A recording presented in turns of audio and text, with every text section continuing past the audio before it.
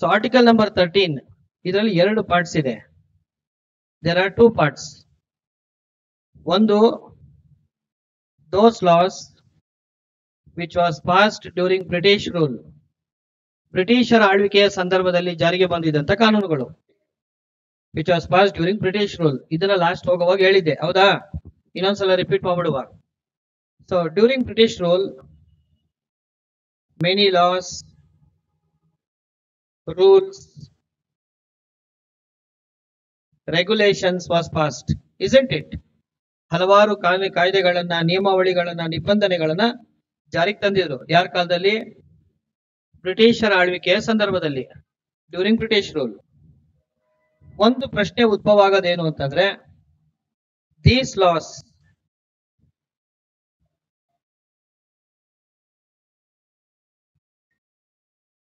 rules and regulations should be continue even after January 26th, 1950. ಜನವರಿ 26, 1950 ನಂತರವೂ ಕೂಡ ಈ ಕಾಯ್ದೆಗಳನ್ನ ಮುಂದುವರಿಸಬೇಕಾ ಬೇಡವಾ ಅನ್ನೋ ಪ್ರಶ್ನೆ ಫಸ್ಟ್ ತಲೆಗೆ ಬರುತ್ತೆ. ಯಾಕೆ ಅಂತಂದ್ರೆ, ಇಲ್ಲಿ ಹಲವಾರು ಕಾನೂನುಗಳನ್ನ Indians were targeted. Yes or no? ಭಾರತೀಯರನ್ನೇ ಟಾರ್ಗೆಟ್ ಆಗಿ ಇಟ್ಕೊಂಡು ಮಾಡಿದ್ರು. ಸಿಕ್ಕಾಪಟ್ಟೆ ಕಾನೂನುಗಳು ಇಟ್ ವೈಲೇಟೆಡ್ ಫಂಡಮೆಂಟಲ್ ರೈಟ್ಸ್, ಮೂಲಭೂತ ಹಕ್ಕುಗಳನ್ನ ಉಲ್ಲಂಘನೆ ಮಾಡ್ತಿತ್ತು. So it was against human rights, ಮಾನವ ಹಕ್ಕುಗಳಿಗೆ ವಿರುದ್ಧವಾಗಿತ್ತು.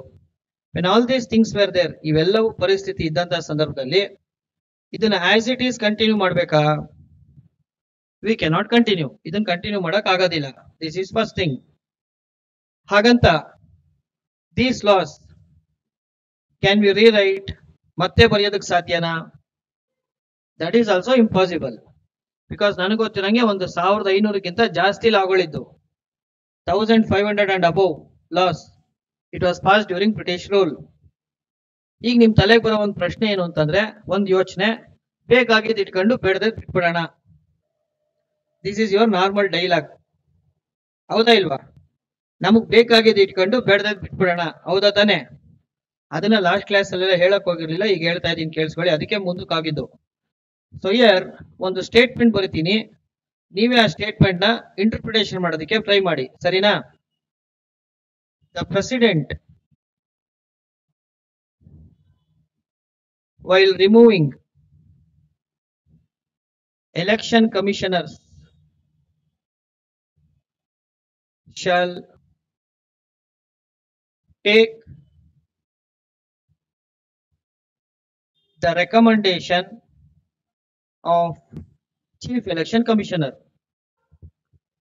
Statement: the President, while removing election commissioners, as you people know, there are 3 members like this. Yes or no?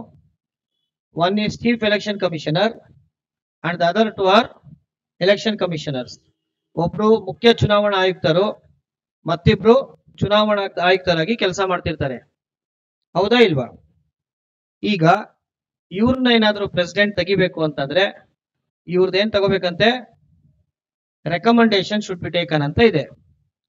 ಒಂದು ರಿಯಲ್ ಟೈಮ್ ಇನ್ಸಿಡೆಂಟ್ ಹೇಳ್ತೀನಿ, ನೈಜ ಘಟನೆ ನಡೆದಿದ್ದು. ನವೀನ್ ಚಾವ್ಲಾ ಅಂತ ಒಬ್ರಿದ್ರು, he was a election commissioner. ನಾನ್ ಮಾತಾಡ್ತಿರೋದು ನಿಮ್ಗೆ 2009 ಸಂದರ್ಭ. Naveen Chawla was there. Chief election commissioner ಯಾರಿದ್ರು ಅಂದ್ರೆ ಎನ್ ಗೋಪಾಲಸ್ವಾಮಿ ಅಂತ ಇದ್ರು. ಚೀಫ್ ಎಲೆಕ್ಷನ್ ಕಮಿಷನರ್, ಮುಖ್ಯ ಚುನಾವಣಾ ಆಯುಕ್ತರು N Gopalaswamy. Naveen Chawla was the election commissioner. He will write a letter to the president. ರಾಷ್ಟ್ರಪತಿಗಳು ಪತ್ರ ಬರೆದ್ಬಿಟ್ಟು, I am recommending you to remove this Naveen Chawla. ಇವ್ರನ್ನ ಅವರ ಸ್ಥಾನದಿಂದ ಕೆಳಗಡೆ ಇಳಿಸಿ, ಯು ರಿಮೂವ್ ಹಿಮ್ ಅಂತ ಹೇಳಿ ಒಂದು ಲೆಟರ್ನ ಬರೀತಾರೆ. ಬಿಕಾಸ್ ಆಫ್ಟರ್ ಹಿಸ್ ರಿಟೈರ್ಮೆಂಟ್, ಇವರ ಒಂದು ನಿವೃತ್ತಿಯ ನಂತರ, it was Naveen Chawla was about to take over as a chief election commissioner. ಮುಖ್ಯ ಚುನಾವಣಾ ಆಯುಕ್ತರಾಗಿ ಯಾರು ಅಧ್ಯಕ್ಷತೆ ವಹಿಸ್ತಾ ಇದ್ರು ಅಲ್ಲಿಗೆ? ನವೀನ್ ಚಾವ್ಲಾ ಅವರು ಮುಖ್ಯ ಚುನಾವಣಾ ಆಯುಕ್ತರಾಗಿ ಆಗ್ತಿದ್ರು. ಅದಕ್ಕೆ ಏನ್ ಮಾಡ್ತಾರೆ ಇವರು, ಟರ್ಮ್ ಮುಗಿಯೋದಕ್ಕೂ ಮುಂಚೆ ಚೀಫ್ ಎಲೆಕ್ಷನ್ ಕಮಿಷನರ್ ಆದಂತ ಎನ್ ಗೋಪಾಲಸ್ವಾಮಿ ಅವರು, he will write a letter to the president recommending him to remove Naveen Chawla. ತೆಗಿರಿ ಅವ್ರನ್ನ ಅಂತ ಹೇಳಿ. ಈಗ ಒಂದು ಪ್ರಶ್ನೆ ಬರುತ್ತೆ, ಆ ಪ್ರಶ್ನೆನ ನಿಮ್ಮ ಮುಂದೆ ಇಡ್ತೀನಿ, ನಿಮ್ಮ ಮುಂದೆನೆ ಇಡ್ತೀನಿ. Point number 1, can the chief election commissioner take a suo moto decision in this matter? ಈ ವಿಚಾರಕ್ಕೆ ಸಂಬಂಧಪಟ್ಟಂತೆ ಮುಖ್ಯ ಚುನಾವಣಾ ಆಯುಕ್ತರು ಸ್ವಂತ ನಿರ್ಧಾರವನ್ನು ತೆಗೆದುಕೊಂಡು, suo moto ಅಂದ್ರೆ ಸ್ವಂತ ನಿರ್ಧಾರ, can he take a suo moto decision and give recommendation to president? ಇದು ಮೊದಲನೇ ಪ್ರಶ್ನೆ. ಯಾಕೆ ಆಸ್ ಇಟ್ ಈಸ್ ಕಂಟಿನ್ಯೂ ಮಾಡಕ್ಕಾಗಲ್ಲ, ಅದಕ್ಕೆ ಒಂದು ಉದಾಹರಣೆ ಕೊಡ್ತಾ ಇದ್ದೀನಿ. Question number 2, only when the president asks, ರಾಷ್ಟ್ರಪತಿಗಳು ಕೇಳಿದಾಗ ಮಾತ್ರ ಕೊಡ್ಬೇಕಾ ಇವರು?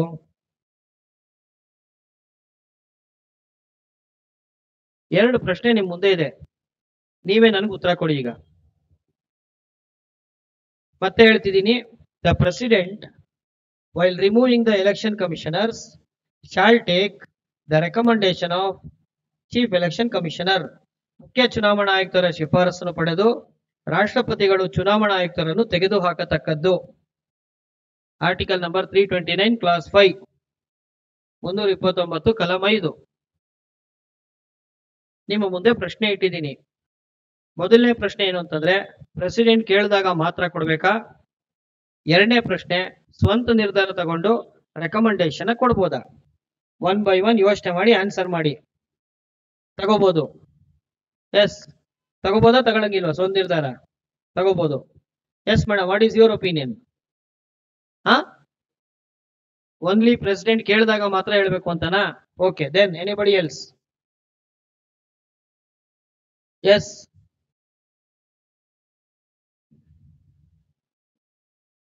ಪ್ರೆಸಿಡೆಂಟ್ ಕೇಳಿದಾಗ ಮಾತ್ರ. ಪಕ್ಕ ಕೂತಿದ್ದಾರೆ ಅವರವ್ರ ರೆಪಿನ ಮತ. ನಿಮ್ದೇನ್ ಮೇಡಮ್ ಆನ್ಸರು? ಪ್ರೆಸಿಡೆಂಟ್ ಕೇಳಿದಾಗ ಮಾತ್ರ. ಗೊತ್ತಾಗ್ತಿಲ್ಲ, ಯೋಚನೆ ಮಾಡಿ. ಕೊಡಕ್ಕಾಗಲ್ಲ ಅಂದ್ರೆ ಸ್ವಂತವಾಗಿ ಕೊಡಕ್ಕಾಗಲ್ಲ, ಅವ್ರು ಕೇಳಿದಾಗ ಮಾತ್ರ ಕೊಡ್ಬೇಕು ಅಂತನಾ? ಓಕೆ, ಟ್ರೈ ಮಾಡ್ರಿ, ಟ್ರೈ ಮಾಡಿ. ಫಸ್ಟ್ ಡೇ ಇಂದಾನೆ ಕ್ಲಾಸ್ ಒಳಗಡೆ ಇನ್ವಾಲ್ವ್ಮೆಂಟ್ ಇದು. ಕಮಾನ್, ಬಿ ಕಾನ್ಫಿಡೆಂಟ್. ತಪ್ಪು ಸರಿ ಬಗ್ಗೆ ಯೋಚನೆ ಬೇಡ, ಯೋಚನೆ ಮಾಡಿ ಅಷ್ಟೇ. ಎನಿಬಡಿ ಮೇಡಮ್ ಹೇಳಿ. ಅವರಿಬ್ರು ಹೊಸಬ್ರು ಪಾಪ, ನಿಮ್ನೆ ಸ್ವಂತವಾಗಿ ತಗೋಬಹುದು. Yes madam, yes madam. What? You cannot take a suo moto decision. Then only when the president asks. Yes, ಸ್ವಂತ ಪ್ರಜ್ವಲ್ ಎಲ್ಲಿದ್ಯಪ್ಪ, ಬೇಗ ಬಂದ್ಬಿಡು ಅಂತ ಕರೆದಂಗಾಯ್ತು ಅಂತ ಕರೆದಂಗಾಯ್ತು. ಹೇಳಿ. ಅನ್ಸುತ್ತೆ ಬೇಡ, ಈ ಕಡೆ ಇಲ್ಲ ಈ ಕಡೆ ಇಲ್ಲ, KCD ಇಲ್ಲ ಸಪ್ತಾಪುರ ಬಾವಿ. ನಾ ಮಧ್ಯದಲ್ಲಿ ನಿಂತ್ಕೊಳ್ಳೋ ಮಗನೂ ಅಲ್ಲ, ನಾನು ವಿದ್ಯಾರ್ಥಿಗಳು ನಿಂತ್ಕೊಳ್ಳೋದು ಬೇಡ. ಕಮಾನ್, ರೆಕಾರ್ಡ್ ಆಗ್ತಿದೆ ಅಲ್ವಾ, ಯೂಟ್ಯೂಬ್ ಅಲ್ಲಿ ಹಾಕ್ಬಿಟ್ಟಾರ ಇವೆಲ್ಲ. It can take a suo moto decision. Yes madam, president ಕೇಳಿದಾಗ ಮಾತ್ರ. ಏನಣ್ಣ? You can take a suo moto decision. Yes, yes, president ಕೇಳಿದಾಗ. ನಿಮ್ಗೆಲ್ಲರಿಗೂ ಒಂದು ಶಾಕಿಂಗ್ ನ್ಯೂಸ್ ಕೊಡ್ತೀನಿ ನೋಡಿ. ಈಗ ಇಲ್ಲಿ ಎಲ್ಲಾದ್ರೂ only when the president asks ಅಂತ ಬರ್ದಿದಾರಾ? ಸಿಂಪಲ್ ಕ್ವಶನ್ ಬರ್ದಿದಾರಾ? Then how did you assume that only when the president asks he should give recommendation ಅಂತ ನೀವ್ಯಾಕೆ ಅಸ್ಯೂಮ್ ಮಾಡಿದ್ರಿ? ಓಕೆ, ಎಲ್ಲಾದ್ರೂ can take suo moto decision ಅಂತ ಇದೆಯಾ? ನೋ, ಇಲ್ಲ. Cannot take suo moto decision ಅಂತ ಇದೆಯಾ? ಕೆನಾಟ್ ಟೇಕ್ ಅಂತಾನೂ ಇಲ್ಲ, ಕ್ಯಾನ್ ಟೇಕ್ ಅಂತಾನೂ ಇಲ್ಲ, only when the president asks ಅಂತಾನೂ ಇಲ್ಲ. Whatever answers you people gave now, it's all your assumptions. ನಿಮ್ಮ ಅಭಿಪ್ರಾಯಗಳು, your own opinions, your own personal perspectives. The way you thought you answered. Very simple. Right or wrong? Right or wrong? ಏನಕ್ಕೆ ಇಷ್ಟೆಲ್ಲ ಬರೆದು ಇದ್ರ ಬಗ್ಗೆ ಹೇಳ್ತಿದ್ದೀನಿ ಅಂದ್ರೆ, the reason is very simple. Even one word matters a lot. Yes or no ಅಂತದ್ರಲ್ಲಿ 1500ಕ್ಕಿಂತ ಹೆಚ್ಚು ಕಾಯ್ದೆಗಳಲ್ಲಿ ಯಾವ ಸೆಂಟೆನ್ಸ್ ಸರಿ ಇದೆ, ಯಾವ ಸೆಂಟೆನ್ಸ್ ಸರಿ ಇಲ್ಲ, ಯಾವ ಸೆಂಟರ್ ಹೇಗೆ. ನಿಮ್ ಕೈಲಿ ಯಾಕೆ ಉತ್ತರ ಕೊಟ್ಟೆ ಅಂದ್ರೆ, ನಿಮ್ದು ಹೆಂಗೆ ಡಿಫ್ರೆಂಟ್ ಪರ್ಸ್ಪೆಕ್ಟಿವ್ಸ್ ಬರುತ್ತೋ ಹಂಗೆ ವ್ಯಕ್ತಿಗಳದ್ದು ಪರ್ಸ್ಪೆಕ್ಟಿವ್ಸ್ ಬರುತ್ತಾ ಬರೋದಿಲ್ವಾ. ಸೊ ಯಾವ್ದು ಬೇಕು ಅದು ಇಟ್ಕೊಂಡು ಬೇಡದೇ ಇರೋದು ಬಿಟ್ಬಿಡೋಣ ಅನ್ನೋದು ruled out. That option is not at all there. It's not at all possible practically. ನಿಜನಾ? ಇನ್ನೊಂದು ಎಕ್ಸಾಂಪಲ್ ಕೊಡ್ತೀನಿ ನೋಡಿ. ಇಂಡಿಯನ್ ಪ್ರಿಯಾಂಬಲ್ ಅಲ್ಲಿ ಇದಿದೆ, we the people of India ಅಂತ ಇದೆ. ನೇಪಾಳಲ್ಲಿ ಹಿಂಗ್ ಬರ್ದಿದ್ರು, ವಿ ನೇಪಾಳಿ ಪೀಪಲ್. ಇದು ಪ್ರಿಯಾಂಬಲ್ ಆಫ್ ಇಂಡಿಯಾ, ಭಾರತದ ಪ್ರಸ್ತಾವನೆ. ಇದು ನೇಪಾಳದಲ್ಲಿ ಮಾಡಿದ್ದು. ಏನಪ್ಪ ತಪ್ಪು? ನೇಪಾಳಲ್ಲಿ 5 to 6 months ಪ್ರೊಟೆಸ್ಟ್ ನಡೆಯುತ್ತೆ because of the statement. What does it mean? ಏನಕ್ಕೆ ಪ್ರೊಟೆಸ್ಟ್ ಮಾಡಬೇಕಿತ್ತು? ನಿಮ್ಗೆ ಸಂವಿಧಾನದಲ್ಲಿ ಒಂದೊಂದು ಪದದ ಮಹತ್ವವನ್ನು ಹೇಳುತ್ತಿದ್ದೇನೆ. ಏನ್ ವ್ಯತ್ಯಾಸ ಏನಿದೆ? ಅವ್ರು V the people of India ಅಂತ ಬರೆದ್ರೆ, ನೇಪಾಳಿ ಪೀಪಲ್ ಅಂತ ಬರೆದ್ರೆ ಏನ್ ತಪ್ಪು? What's wrong here? ಹೇಳಿ ನೀವ್ ಹೇಳಿ, ನಿಮ್ಗೆ ಅನ್ಸಿದ್ ಹೇಳಿ madam. Be honest, come on madam. ತಪ್ಪು ಉತ್ತರ ಹೇಳಿದ್ರೆ ಇವ್ರಿಗೆ ಬೈದಲ್ಲ, ನಿಮಗ್ ಬೈತೀನಾ? ಫಸ್ಟ್ ಸ್ಟೂಡೆಂಟ್ ಪಾಪ, come on tell me. No, these two statements, what is the mistake here? Nepalis are protesting here. Nepal alliruವಂತ ಜನ, ಇದಕ್ಕೇನು ತೊಂದರೆ ಆಗ್ಲಿಲ್ಲ. ಏನ್ ಪ್ರಾಬ್ಲಮ್ ಇದೆ?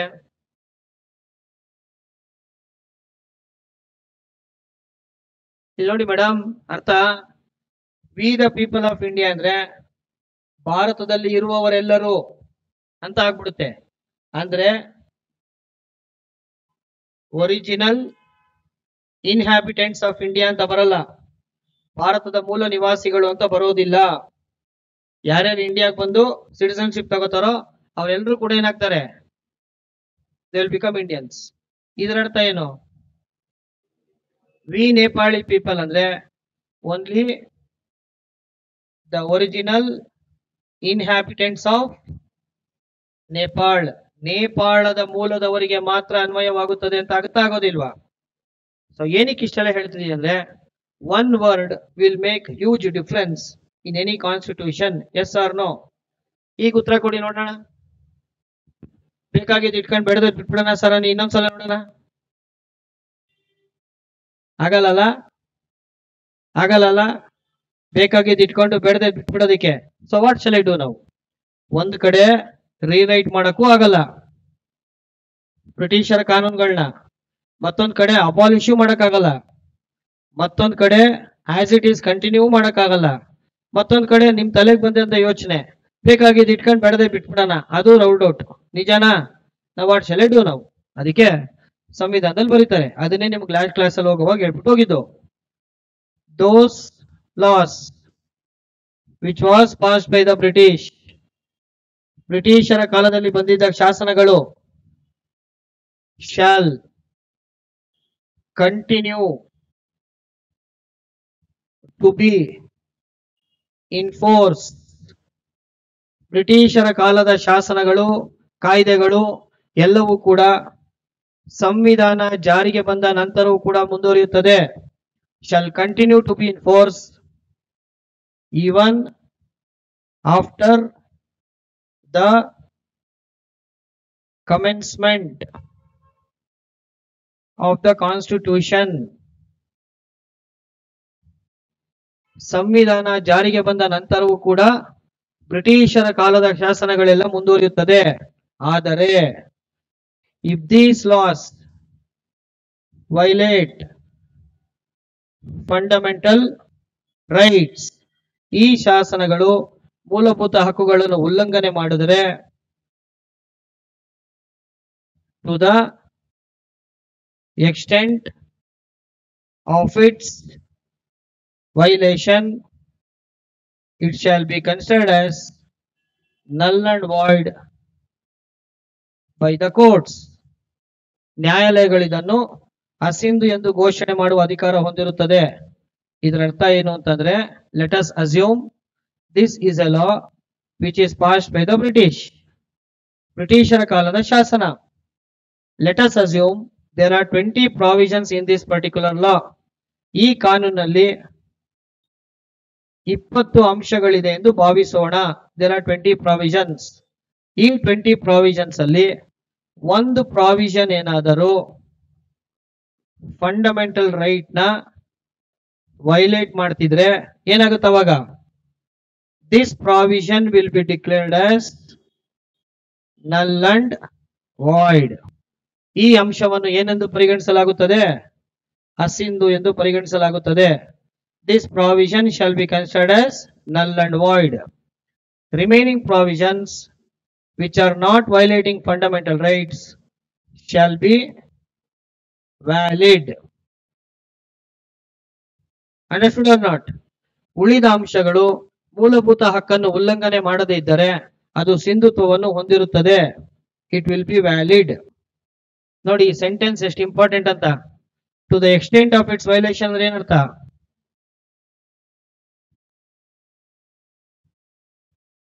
ಯೋಚನೆ ಮಾಡ್ರಿ. To the extent of its violation ಅಂದ್ರೆ ಏನರ್ಥ? ಎಷ್ಟು ಮೂಲಭೂತ ಹಕ್ಕನ್ನ ಉಲ್ಲಂಘನೆ ಮಾಡುತ್ತೆ ಅಷ್ಟು ಮಾತ್ರ ಅಸಿಂಧು ಅಂತ ಅರ್ಥ. ಅಂದ್ರೆ ಒಂದು ಪ್ರಾವಿಷನ್ ಫಂಡಮೆಂಟಲ್ ರೈಟ್ ನ ವೈಲೇಟ್ ಮಾಡ್ತಿದೆ ಅಂದ್ರೆ only this provision is null and void. Remaining provisions will be valid. ಇದನ್ನ ಯಾರು ಡಿಕ್ಲೇರ್ ಮಾಡ್ತಾರೆ? This will be declared by the courts. ಇದನ್ನ ಡಿಕ್ಲೇರ್ ಮಾಡೋದು ಯಾರು? ನ್ಯಾಯಾಲಯ. ಸುಪ್ರೀಂ ಕೋರ್ಟ್ ಮತ್ತು ಹೈಕೋರ್ಟ್ಗೆ ಬ್ರಿಟಿಷರ ಕಾಲದ ಕಾನೂನುಗಳನ್ನ ಅಸಿಂಧು ಅಂತ ಘೋಷಣೆ ಮಾಡೋ ಅಧಿಕಾರ ಯಾರು ಕೊಟ್ಟಿದೆ? ಸಂವಿಧಾನ ಕೊಟ್ಟಿದೆ. ಯಾವ ಆರ್ಟಿಕಲ್ ಅಲ್ಲಿ? Article number 13. ಇದು 13ನ ಒಂದು ಭಾಗ.